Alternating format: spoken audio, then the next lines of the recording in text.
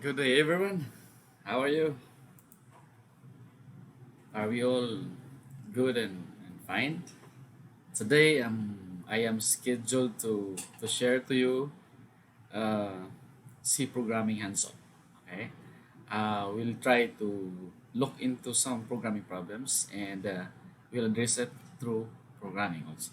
Okay, so in my previous video, I we did discuss this one. This is actually a problem. Design a program to display your name and address on the screen, right? You can remember. And then we tend to solve this problem in many ways because I made mention that programming is an art and at the same time it's a science. An art because we don't have standards. We depend this at we have a lot of approaches as to how to create programs, and it is a science because we need to follow syntax, no? Kay kada programming language doon naman sa kagalingon na formats, and for us to have a mutual understanding with our hardware and the software that we're using with our programs, then we need to follow rules. So that makes it science. So muna itong i-discuss first video. And this is a mere manual simulation. Today, on this video, uh, see hands-on. Ato ning isway og encode. We'll try using CodeChamp. Okay, thank you so much CodeChamp for allowing us to use it for free, no? So ato ning isuway umugawas pag ini siya, no? Kining name, Juneldi, address, Nailon, Bugo City, Cebu, age, and mobile number. Okay? This is actually what? This is the program, no? Okay. To display your name, address, my name, address, and the screen, and with age and mobile number. Now, I would like to share to you my could jump screen, and we'll try include this program. Okay? Tanaw na to mudagan mo siya. Okay? So here, this is now my code jump screen. This is the editors the editing part. You can this is the working place of code jump. You can create programs here. Okay? And when you run your program, you can click this one. Are you following? Run what do you want? Run code. It's on the right side of the screen, bottom right. What's in alihanes ng picture? Okay, and then this one is the output part here. Napita ari mo gawas ang resulta sa atong program din napita sa working place or sa editor's window. Okay? So we'll try encoding. A program to display, what is that? My name, address, age, and mobile number. No? So as usual, we'll start with the header file or what? The preprocessors. I'm sorry. So we'll try to, we need to include that particular library, kining stdio.h, kay we cannot use printf if dili na to ni i-append. This is the headers file or the preprocessors area. And then press enter K, and then you can start doing your program. Int main, right? Close and open parenthesis. Kunya curly brackets. Can you remember? Then here, I'll delete this one. I'm sorry. Okay. So it's here. And then what was that? Int h, right? Or dito na lang ta? No? I will try. Int age, right? And then age is equal to 46. Can you still remember? Huh? And then printf. By the way, in my previous example, when I did use online notepad, I forgot to put semicolon. Right? Okay, so will not run mulai semicolon. Now today we'll try to omit some part of the syntax, and let's see if our program will run. Okay, so name Janelle the Healy, right?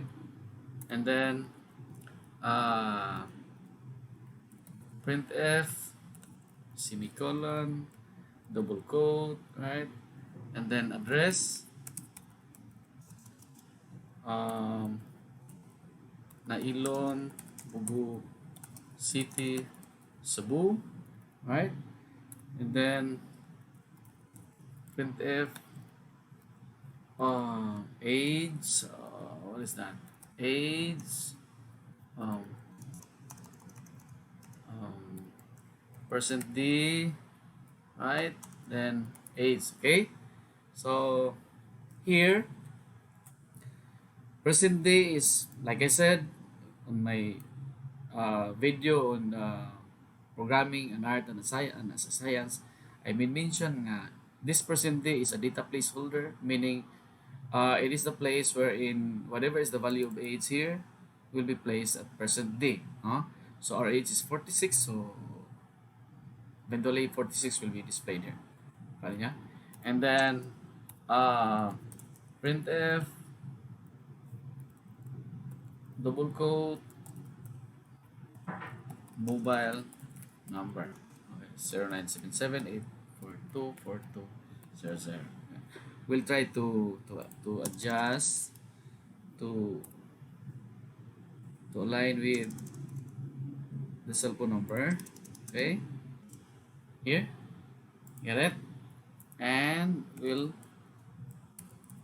issue this command return 0. This is actually the termination part of our program. Without this, our program will not run. Okay, so this is it. Now we'll try running this program. Let's see what is the screen output. By the way, I would like to remind you what I'm trying to do right now is I am using the editor's window. This is the working place of CodeChamp. And when I run this program, ato niya ipagawa sa output here. Output window. Right? So, I am now going to click run code or execute the code. Let's see kung sino gawas. Okay.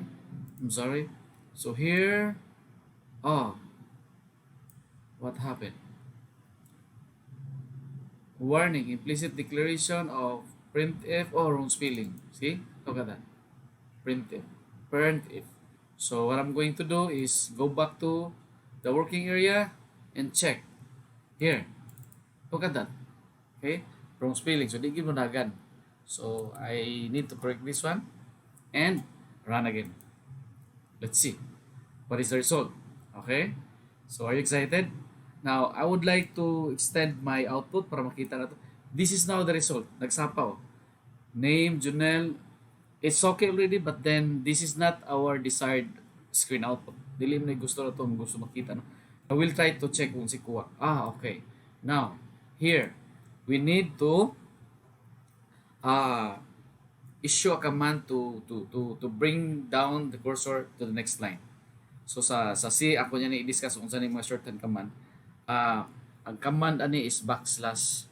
\n means what? Next line. So pag makakita kag \n, i-move na niya ipakanaog yung cursor sa sunod nga linya, no? So \n again. And then here I need to put some, \n also. That's it. Okay? So run again. Ano to sa gawas? Okay. I hope you're following. Now this is now the screen output of our program. Name, Jonel Lihilig, address, Nailon, Bugo City, Cebu, age 46, mobile number. I'm sorry. Now, what makes that screen output meet our desired output? Because of \n. Right? Now, we'll try eliminating some part of the syntax. Ganiha ang narong spelling printf wa mo daga. So atong i-erase ang semicolon. Let us see what will happen. Run, execute the program, and let's check unsay error. Okay? In function main.c 613 error expected semicolon, meaning our C compiler, our C programming language is looking for a semicolon because semicolon is what? Part of the syntax. So mo gina siya mo ni mo ni nakapahimo nga ang programming is science. We need to follow rules. Doon na yung mga balaod.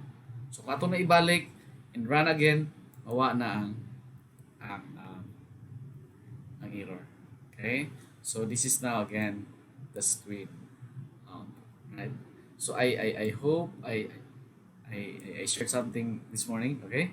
We'll try na uban nga mga nindot sad nga mga kuha. Like for example, uh, here at name magbutang kag backslash t. Backslash t means tab. So your letter N of name will be moved one tab stop, and that place will be the printing place of your program. So I added backslash t, and I'll try running this program. Kung sumitabo. Now look at that. My name here is being moved one tab stop, meaning five spaces, I think. Five character space. Okay? So, nindot sa ni siya if you want to, for example, pupuno na sa ta. How many tab? 2, 3, 4, 5. So, I do have 5 tab stops. Then, I will print name Junel Hilig. I'll check. See? So, I have here, right? And then, the remaining is on the original place. So, if I'm going to have this address 5 backslash t, then the same thing will happen. Okay, when I run this program, right? When I run this program, it's now here. So I have here the address and the name because of backslash t. So there, during my some other videos, I'll be sharing mga shorthand command or mga additional commands nga makapanindot, makapa-enhance ato ang program. Okay? So I guess I'm done with the discussion of this program. Okay? Now we'll try to okay, nasulbad na? Right? Gini? Sulbad na? Okay na? Fine. So we'll try to solve another problem. Let's check if pwede ba gets yan. Like for example, um, design a program, right, to to compute for the sum of A and B, assuming A is equal to 20 and B is equal to 50. Okay? Display result. Right? Right, so ang buhaton na to ani, um, we need to for example may kag what is that? Include stdio that is right, and then int main ano niya, okay, here you need to declare A and B as integer, right? Because 20 and 50 here, 20 and 50 are all also integer values, right? And then next is you manipulate, you try to assign those values. Okay, P is equal to what? 50, no? So in this particular lines here, I did use some semicolons also because this is part of the syntax, right? And I am trying to assign this 20 to A and 50 to B, meaning at any part of my program, if I'm going to use A and B, then that is going to be the value, right? So by the way, I need to declare another variable, for example total. Why? I need to compute the A and B, no? So here I would say total is equal to A plus B, no? Meaning whatever is the result of this formula will be stored to total. And then the problem says display the result. So how to display the result will be using printf, right? So printf, what is that? The sum of, we'll try using one, the sum of A, data placeholder, and placeholder again is another placeholder. I am going to explain this one later. Uh, this first placeholder is for letter variable. Sorry, is for variable A. Paano niya? And the second placeholder is for variable B, and the third placeholder is for variable C. Third variable total. Then return 0. So kung ato na padaganon, unsa may mitabo? Okay. So let's go to good job. Okay. So let's check. Um, Same here. Ito yung delete ton. Okay. Try to delete this one. And check ito. Let's check.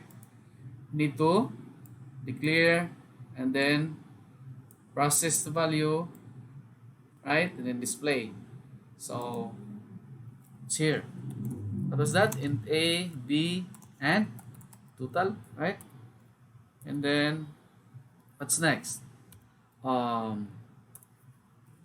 is equal to, how much was that? 20, right?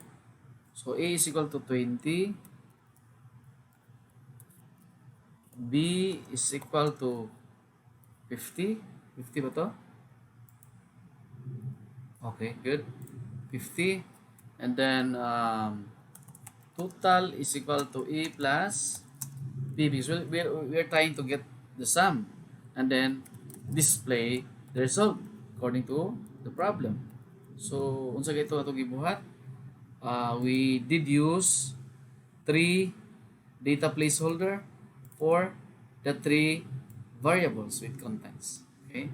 So, the sum of, say, the sum of percentage, right?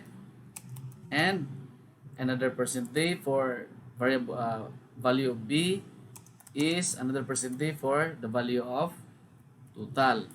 Then comma, this is part of the syntax A, B, C. Okay? So, I think this is it. We'll try run this program. Let's check if it will run. Okay, wait. Oh, there's an error. What is this? Error 711. Oh, expected semicolon. Where is that? Here. Walay semicolon ang ato ang B is equal to 50. See? So, inani ka black and white ang programming language. You have to follow standards. We have to follow the syntax. So, butangan itong semicolon. I hope it will run again. So, let's check. Run. Well, wait. Here. Okay. Tara. This is now the screen output. The sum of 20 and 50 is 70. Right? So, meaning,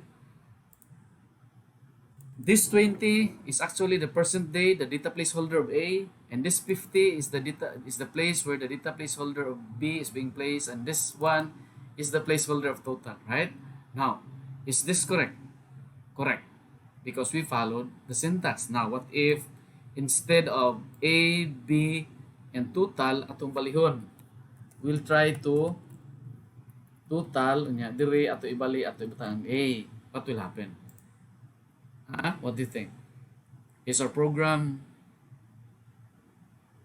will run or delete? Is there any syntax? Is there any formats error? Technically, no error. And for me, it will run. It will run. But then the question is, sakto ba? Nga, this data placeholder here, the first data placeholder, is intended for A, and then the second is intended for B, and then the third data placeholder is intended for total variable. But then we are trying to swap.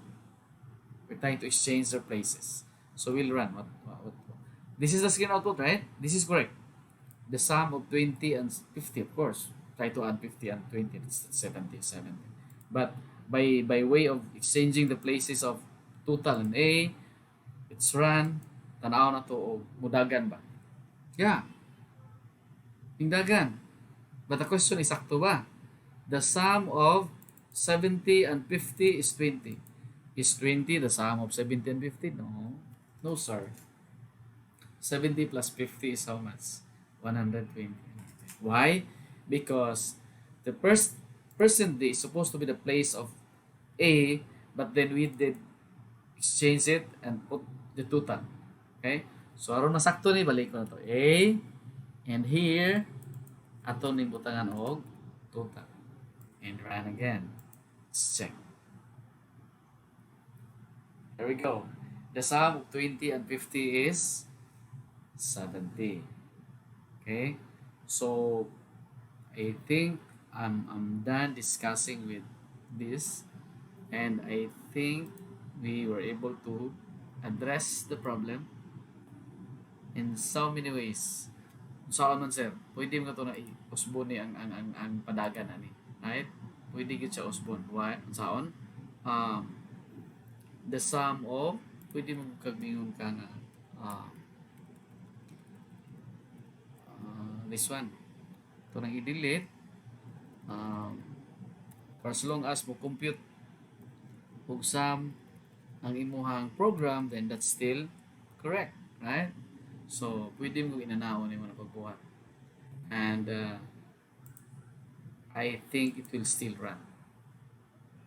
And it will still compute for the sum, di ba? 20 plus 50 is equal to 70. Why? I just use the data placeholders and insert the plus sign and the equal sign with the placeholders of total. Then this is now the result. So programming again is an art. You have a lot of solutions, and problema lang is your solution addresses the problem. The second solution addresses the problem. We were able to get the sum, which is 70, right? And it's good.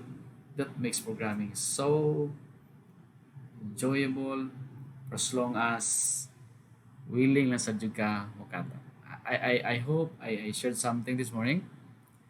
Thank you so much for listening. God bless us. God bless you. God bless us. Thank you so much. And please click subscribe for the next video.